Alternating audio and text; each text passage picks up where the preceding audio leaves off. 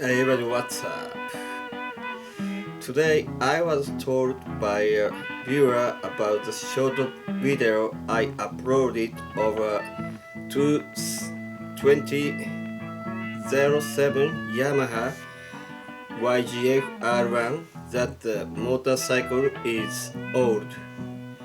I replied to him, I also have a 2016 YAMAHAYZF-R1 M, which is almost the same as the current model.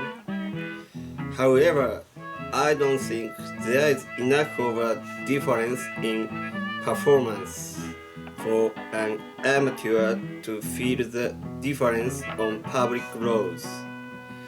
The same can be said about the newest motorcycle I own, the 2021 BMW S1000RR. If I had to say, the S1000RR has the best brakes of any motorcycle I've driven.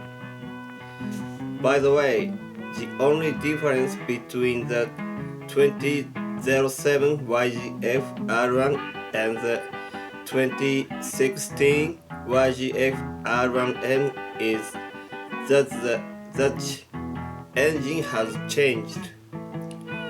Well, as for which one is better, I think it's a matter of preference.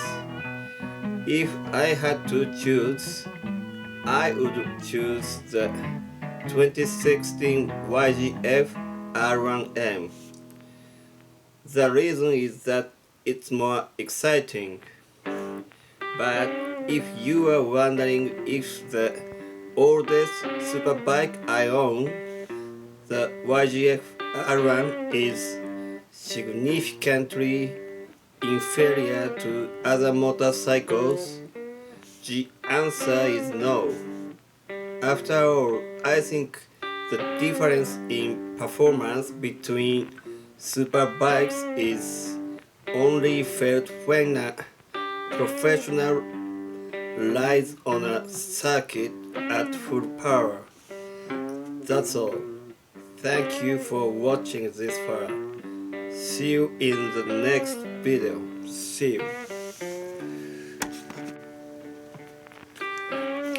I forgot to mention one thing, but the quick shifter is certainly advantageous for accelerating at full power. However, in my country, there is no opportunity to accelerate at full speed, so I don't usually use the quick shifter at all. If I were to use it, I would be facing a major speed violation. This is really the end. See ya.